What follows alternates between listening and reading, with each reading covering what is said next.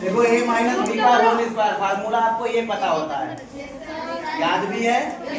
लेकिन ये आया इसकी इसका स्क्वायर है ना, तो इसका मतलब है a माइनस बी की हम 2 बार गुणा करा रहे हैं और 2 बार गुणा कराने पर आपको ये मिला।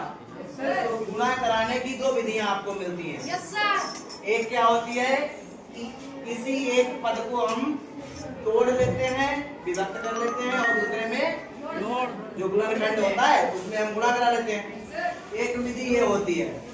और इसमें क्या है, जब हम अंकों की गुणा कराते हैं तो इस साइड से कराते हैं, लेकिन ये बीजीय गुणा है तो हम इसकी गुणा इस साइड से कराएंगे। किस साइड से? समझ में आ रहा है बेटा?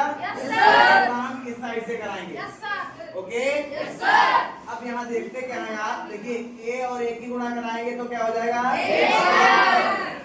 ओके, फिर प्लस का a है और माइनस का b, तो माइनस का क्या हो जाएगा? प्लस माइनस माइनस a और b की गुणा, इसको इसके सामने लिखेंगे a b। इसकी गुणा हो गई। अब जब आप अंकों की गुणा कराते थे तो जिस अंक से गुणा कराते थे उसी के सामने लिखते थे ना। अब यहाँ b से गुणा कराएंगे, a की गुणा हो गई, b से गुणा कराएंगे इसमें, फिर b से गुणा कराएंगे इसमें, लेकिन जो यहाँ पर गुणनफल आएगा वो b के सामने ही लिखेंगे। बात समझ में आई? तो यहाँ माइनस प्लस माइनस ये हो गया। b और a की गुणा a b क्या होगा? b स्क्वायर नहीं a b, फिर माइनस और माइनस प्लस b और b की गुणा b स्क्वायर।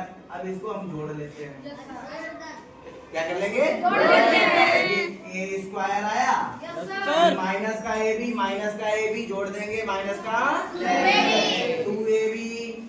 ओके, फिर आगे देखते हैं क्या बचा, प्लस का b स्क्वायर। ये आपका आंसर आया गुणा कराने पर। और ये फार्मूले में आपको डायरेक्ट याद कराया था, a square minus 2ab plus b square. कितने लोगों के समझ में आया? वेरी गुड, ऐसे आप फार्मूला बनाएंगे। ओके, अब आप क्या करेंगे, एक फार्मूला इसकी गुणा कराकर आप बताइए a प्लस b का होल स्क्वायर। जल्दी से कराओ।